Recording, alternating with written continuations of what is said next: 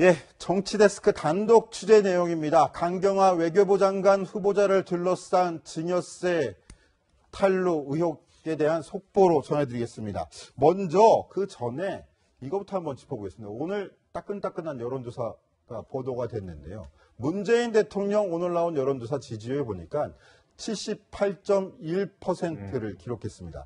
일주일 새에 6%포인트가 떨어지면서 취임 후에 첫 번째로 하락세를 기록한 건데요.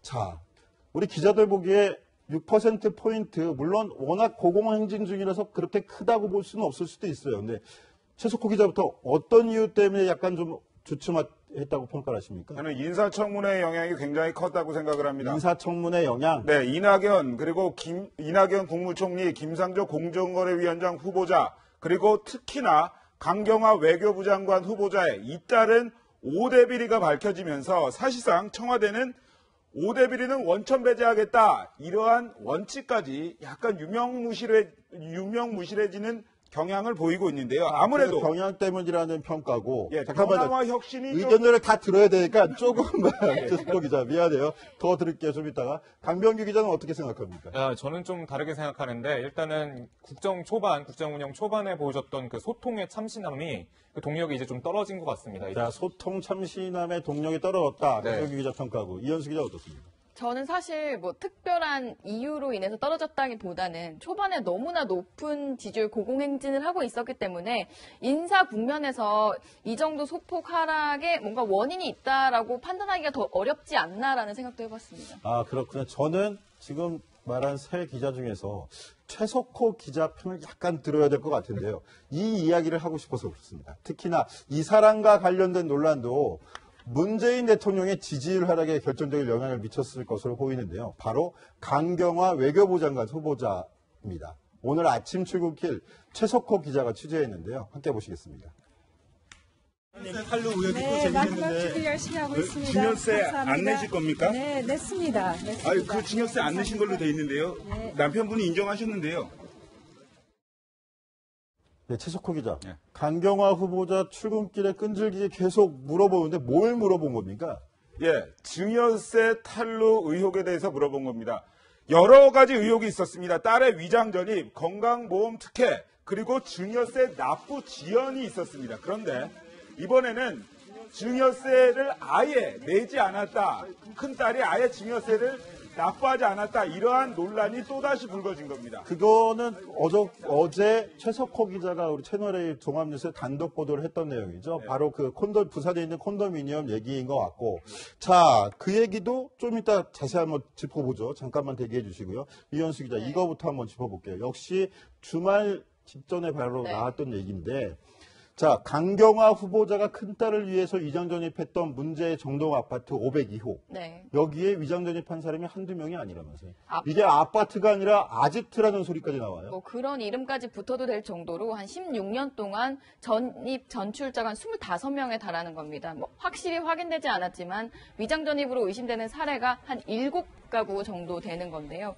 이게 뭐 강경화 후보자가 처음에 뭐 친척 집에 주소를 옮겨놨다, 뭐 남편이 잘못 얘기했다, 여러 거짓 해명 논란도 있었지만 이 후보 개개인의 문제를 떠나서 사실상 이게 사이에 보이지 않는 그들만의 리그가 있는 거 아니냐, 또 다른 뭔가 커넥션이 있는 거 아니냐라는 의심이 나오면서 이 부분도 주말 동안 매우 뜨거웠고요. 강경화 후보자 청문회가 7일에 열리게 되면 아마 야권의 이 부분에 대한 질의가 집중될 것으로 보입니다. 몇 명이나 거쳐간 겁니까, 여기? 그러니까 25명 정도가 전입 전출을 들락날락, 뭐 최소 한 달이고요. 길어도 한 6개월 만에 주소만 잠깐 옮겼다가 빠진 겁니다. 자, 이현수 기자가 당초에 이 정동 아파트에 가서 취재하고 네, 이하여고, 이하예고 다 취재했을 때에는 네. 이 아파트가 원어민 영어 교사들을 그렇죠. 위한 거주지였잖아요. 네, 기숙사 같은 거였잖아요. 그렇죠. 근데 여기에 지금 25명의 학생과 부모들로 보이는 사람들이 그렇죠. 전입을 들락날락했다는 거군요. 그러니까 학교 법인의 설명대로 실제로 그 건물은 원어민들을 위한 숙소로 쓰였을 것 같긴 합니다. 아주 예전에. 이제 원어민 교사들을 교하기 어려웠을 때는 아마 그런 부분으로 쓰였을 수 있지만 그런 목적이 사라지고, 그런데 학교가 전세권을 가지고 있으면서 이 관사 같은 아파트를 어떻게 사용했느냐가 도마에 오르는 건데 제가 지금 그 아파트 현장, 지금 화면에 나오고 있는 이 아파트 현장에 갔었는데요. 이 정말 도심 안에 있어서 이게 아파트인가 싶을 정도로 그냥 지나칠 수도 있는 곳인데 1968년에 지어져서 매우 낡았습니다. 그리고 경비원 아저씨와 이야기를 해보면 13평, 한 14평 정도 되는 작은 공간이어서 가족이 거주한다기보다는 거의 실제로 거주하는 사람은 살지 않는다. 그러니까 소유하고 있는 사람은 거의 살지 않는 경우가 많다 이런 이야기도 하더라고요. 그러니까 이 부분에 대해서 사실 청문회에서 집중 검증이 돼야 할 것 같습니다. 자, 강경화 후보자 당초에 정동 아파트 위장 전입 논란이 불거졌을 때 뭐라고 해명을 내놓았을까요? 저희가 당시 영상 찾아봤는데 함께 들어보시겠습니다. 엄마의 마음으로 아이가 다시 학군에 적응하는데 좀 더 편한 상황이 됐으면 좋겠다 하는 생각에 제가 다니던 이화여고에 꼭 넣고 싶은 마음이 생겼습니다. 그때 마침 아는 은사께서 그 주소지를 소개해 주셔서 그 주소지로 주민등록을 옮기게 되었고 그리고 아이가 이화여고를 다니게 됐습니다. 그 제가 엄마가 단독으로 한 일이었는데 청와대 쪽에서 물어보니까 혹시 아마 그게 친척집이었지 않나 이렇게 쉽게 대답을 한 모양인데 친척집은 전혀 아니었습니다. 자, 최석호 기자. 네. 그런데 이 친척집은 아니었고 그 은사가 소개시켜준 집이어서 그냥 큰딸을 위해서, 큰딸 적응을 위해서 거기에 위장 전입했던 거다. 이렇게 시인을 했어요. 네. 시인을 했는데 문제는 여기에 또 다른 안막이 있다라는 주장이 제기됐죠. 그렇습니다. 시민단체에서 위장 전입 브로커를 통해서 큰딸을 이화여고에 위장 전입을 통해서 입학시킨 게 아니냐 이러한 의혹을 제기했습니다. 당시에 2000년인데요. 강 후보자의 딸이 이화여고에 전학한 직후에 강 후보자가 이화여고 교장과의 인터뷰를 갖습니다. 거기서 이런 내용이 나오는데요. 자립형 사립고 진행 상황은 어떻습니까? 그랬더니 당시 교장은 입법 예고가 됐고 국회 상정할 것입니다. 이렇게 얘기를 하는데 이것을 두고 강 후보자가 시기적으로 미리 이화여고에 자립형 사립고 전환 소식을 듣고 딸을 위장 전입시켰다. 이렇게 주장을 하면서 브로커를 통해서 위장 전입을 했을 것이다. 이러한 주장을 하기도 했는데요. 바른사회 시민단체 회의 박주희 실장의 목소리 한번 들어보시겠습니다. 수십 명의 위장 전입 정황이 드러난 것은 브로커 등 이용을 통해서 조직적으로 그 주소지가 이용됐다고도 볼 수 있고요. 특히 이화여고가 자사고가 선종되는 그런 시기와 겹치게 된다면은 사실 자사고 전환을 좀 염두에 두고 그 후보자가 위장 전입을 했을 수도 있다. 그래서 이 부분은 분명하게 의혹을 밝혀낼 필요가 있다고 생각합니다. 자, 그런데 이 부분은 분명히 좀 짚고 넘어가야 될 것 같아요. 자, 바른사회 시민회의라는 시민단체가 이런 의혹을 제기한 건데 이것은 문제의 정동아파트 502호에 25명이나 되는 위장전입자들이 있다라는 사실이 전해지자 야, 이거 무언가 자립형 사립고 관련해서 연관된 의혹이 있는 거 아니냐 하는 추측성 의혹입니다. 어디까지나. 요거는 분명히 짚고 넘어가겠고요. 자, 최석호 기자 어저께 단독 보도한 내용 한번 이제부터 본격적으로 짚어볼게요. 자, 벌써 세 번째 증여세 탈루 의혹입니다. 어떤 내용입니까? 그렇습니다. 벌써 아직까지 두 번의 탈루 의혹이 있었습니다. 하나는 두 딸이 소유하고 있는 거제주택이고 또 하나는 그 큰딸이 주류업체 사업을 하려고 했는데 강경화 후보자가 2천만 원을 투자한 겁니다. 그거에 대해서 증여세 탈루 의혹이 터지자 뒤늦게 늑장 납부를 했습니다. 그런데 2009년에 있었던 부산 콘도미니엄에 대해서는 아직까지도 증여세를 납부하지 않았습니다. 탈루 의혹입니다. 이것은 늑장 납부가 아니고 탈루 의혹입니다. 2009년 8월에 강경화 후보자의 남편이죠. 이일병 교수와 큰딸이 2억 6천여만 원을 주고요. 부산 해운대 마린시티에 있는 대우 월드마크라는 곳을 사들입니다. 당시에 1억 3천만 원씩 투자를 해서 공동 소유를 했던 것으로 알려졌는데요. 그런데 당시 문제의 큰딸은 26살이었습니다. 등기부 등본을 띄워보면 미국인으로 되어 있고요. 당시 일정한 소득도 없었습니다. 결국 일정한 소득도 없는 사람이 1억 3천만 원이라는 돈을 만들어서 부동산에 투자를 한 겁니다. 이건 뭐냐? 이일병 교수, 강경화 후보자의 남편이 딸에게 증여를 했다는 겁니다. 즉 1억 3천만 원을 증여를 했는데 알고 보니 저희 취재 결과 드러난 것은 세금, 증여세를 단 한 푼도 내지 않았다. 이러한 사실이 밝혀진 자, 겁니다. 그럼 최석호 기자 너무 단정적으로 얘기해가지고 제가 한 가지 질문을 드리겠습니다. 오늘 좀 전에 강경화 외교부 장관 후보자 최석호 기자가 출근길 취재했는데 최 기자가 증여세 안 내실 겁니까? 물었는데 강 후보자 냈다라고 얘기를 했어요. 네. 이거 낸 거 아닌가요? 이것은 확인해봤습니다. 어제 주택과 본인이 큰딸 주류 사업에 투자한 2천만 원에 대해서 냈다는 겁니다. 자, 그런데 그러면 앞서서 냈다고 한 거고, 근데 최석호 기자 보도에 대해서 어저께 외교부 강 후보자 측에서 분명히 입장 자료를 냈잖아요. 이거는 증여가 아니라고 해명한 거 아닌가요? 콘도미니엄 거는? 그렇죠. 시세 차익도 얼마 남지 않았고 어려움에 처한 딸을 위해서 남편이 사줬다. 근데 어려움을 위한 딸을 위해서가 아니라 예. 딸 명의를 빌려왔을 뿐이다. 공동 명의로 빌려왔을 뿐이고 이건 증여가 아니라고 선을 분명히 그었고요. 그렇기 때문에 증여세가 낼 필요가 없는데 지금 최석호 기자는 증여세를 한 푼도 안 냈다고 단정적으로 얘기해서는 안 되는 거죠. 아니죠. 왜냐하면 제가 직접 세무 전공 분야 전문가들에게 물었습니다. 증여가 뭐냐? 그랬더니 어떤 물건이나 이런 것들을 누구 상대방에게 주는 것이다. 이렇게 이야기를 합니다. 그러면 이 증여, 왜 이게 증여가 될 수밖에 없냐 하면 전문가들의 의견은 그렇습니다. 큰딸은 당시에 소득이 없었습니다. 그런데 소득이 없는 사람이 재산을 증식을 하게 됩니다. 그 과정에서 부모가 돈을 줬고요. 그렇기 때문에 부모에게 받은 돈을 가지고 그것은 뭡니까? 금전입니다. 그것을 가지고 부동산을 사들였다. 이것은 그 물건에 대해서 소유권을 가지는 것이기 때문에 그 큰딸이 증여를 받았다. 이런 것이 전문가들의 설명입니다. 자, 그럼 이현수 기자, 네. 다시 한번 외교부 측, 그러니까 강경화 후보 측 입장을 좀 분명히 밝히고 가야 될 것 같아요. 네. 입장은 어떻게 나왔습니까? 그러니까 우선 이 콘도미니엄을 구매한 것 자체가 그 강경화 후보자의 딸을 명의만 빌려왔다는 겁니다. 실제로 그때 당시에 미국에 거주를 하고 있었는데 그 콘도미니엄을 구매를 하려면 2명의 명의가 필요해서 이일병 교수와 딸 그 장녀의 명의를 빌려와서 했던 거고, 그러나 또 금방 되팔았고, 그리고 그 돈을 모두 다 이일병 교수가 투자를 했지만 회수할 때도 모두 다 본인이 가져갔고 그 시세 차익이 얼마 나지 않아서 금융비용 그리고 별로 이득을 얻은 것도 없다라고 설명을 했습니다.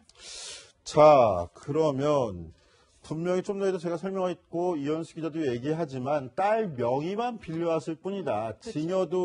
증여가 아니었고 네. 도리어 증여라 하더라도 나중에 콘도미니엄을 팔아가지고 그 돈을 했죠. 남편인 이일병 교수가 다 회수했기 때문에 증여라고 볼 수 없었다는 게 강 후보 측 또 외교부 측의 해명 내용인데요. 여러분 어떻게 들으셨습니까? 그런데 야권에서는 이거 납득할 수 없다. 이렇게 반박을 또 내놨습니다. 국민의당 이태규 의원인데요. 이 얘기 들어보시겠습니다. 외교부 해명은 한마디로 어처구니가 없는 것입니다. 이 상속세 및 증여세법에 따르면 이번 그 해운대 그 건물 문제는 명백한 현금 증여이고 증여세 납부 대상입니다. 만약 외교부의 해명대로 증여세 대상이 아니라면 이것은 딸의 명의를 이용해서 부동산을 매입했기 때문에 명백하게 부동산 실명제법 위반입니다. 자, 이 얘기 들어보면 최초 의혹을 제기했던 국민의당 이태규 의원, 이거 분명히 현금 증여하고 증여세 납부 대상인데 증여세 탈루한 게 맞다라는 주장을 한 번 더 하는데, 만약 그렇다, 그래, 강경화 후보자 측 얘기대로 증여세가 아니라면 명의만 빌려왔다면 이거 부동산 실명제법 위반 아니냐, 이런 또 의혹 제기입니다. 최석호 기자, 어떻게 생각하십니까? 세무 전문가들에게 확인을 해봤습니다. 그렇게 얘기를 합니다. 증여세와 부동산 실거래법, 이것은 동전의 양면 같은 존재다. 이렇게 얘기를 합니다. 동전의 양면 같은 존재다. 그렇습니다. 강경화 후보의 남편은 이렇게 주장을 했죠.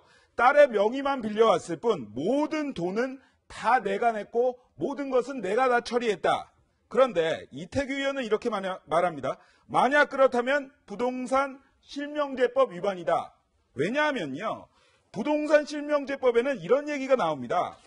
타인의 명의를 빌려서 부동산을 살 때 그 타인의 명의로 등기를 하면 이것은 불법이다. 그리고 만약 발각이 되면 부동산 거래가의 30%의 과징금을 내야 하며 형사처벌 대상이다. 이렇게 되어 있습니다. 그러니까 증여세 대상이 아니다. 이런 것은 실명제법에 보관이 된다면 혹 때려다 혹 붙이는 격이다. 이러한 얘기인데요. 이일병 교수의 주장대로 명의만 빌렸다면 더 큰 처벌을 받을 수가 있는 겁니다. 만약 증여세를 1억 3천만 원 정도 내야 한다면 1,600만 원 정도 내야 한다면 만약에 부동산 실명제법을 위반했을 경우에는 8천만 원 정도 한 5배의 과징금을 내야 하는 겁니다. 세무 전문가들은 이 문제 어떻게 보고 있는지 제가 참 궁금했습니다.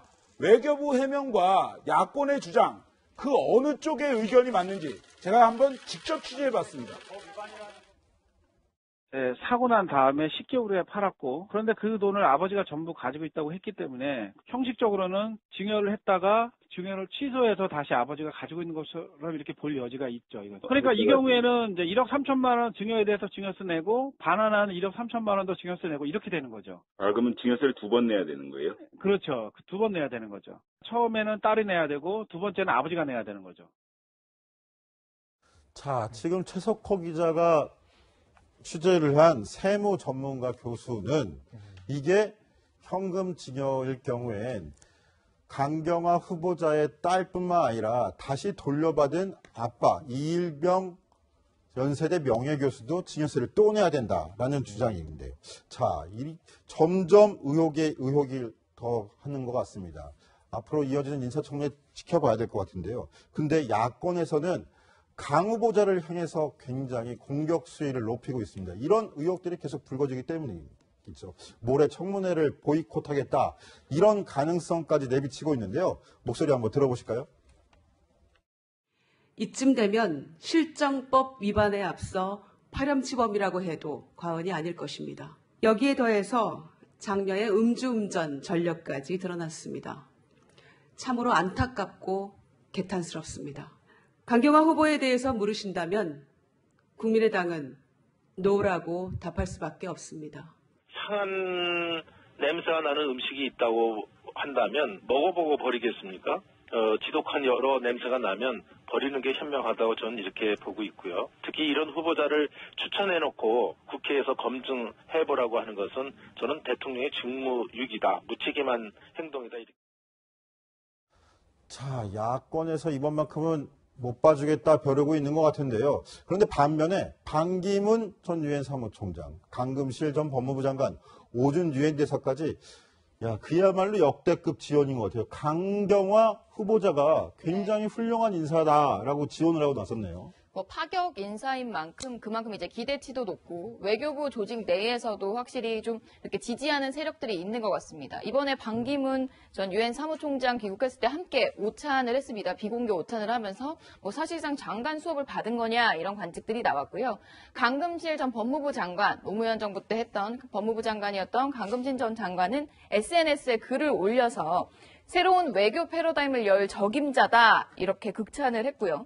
오준 유엔 대사, 유엔에서 호흡을 맞췄겠죠. 호흡을 맞추면서 이제 봤던 뛰어난 능력과 훌륭한 인간성을 갖췄다라고 얘기를 했습니다. 제가 이런 외교과 측에서 사실상 비외시 출신이고 파격 인사인데 이런 외교가의 지원 사격이 있는 이유가 궁금해서 외교가 쪽에 있는 분들에게 많이 물어봤는데요. 그러니까 그 외교부 내에서는 사실 이 강경화 후보자가 장관 청문회를 통과하느냐 안 하느냐에 상당히 관심이 있는 게 외교부 내에 여성 직원이 60%가 넘었습니다. 그러나 사실상 여성 장관은 한 번도 나온 적이 없었거든요. 강경화 후보자가 장관이 된다면 정말 진정한 유리천장이 깨지는 거라서 이런 부분들이 어떻게 작용할 것인지에 대해서 되게 관심을 가지고 있다고 하더라고요. 이런 부분들이 아마 외교가에서 몸담았던 인사들이 이번에야말로 좀 변화해야 할 시기라고 판단해서 그런지 적극적으로 지원 사격에 나서고 있는 모습입니다. 그러니까 외교부 내에서는 유리천장을 이번엔 정말 깰 기회다 이렇게 생각을 하고 있다고 그렇죠. 봐요. 여성 직원들의 비율이 사실상 60%가 넘었는데 여성 장관 이야기는 사실상 처음 네. 나오는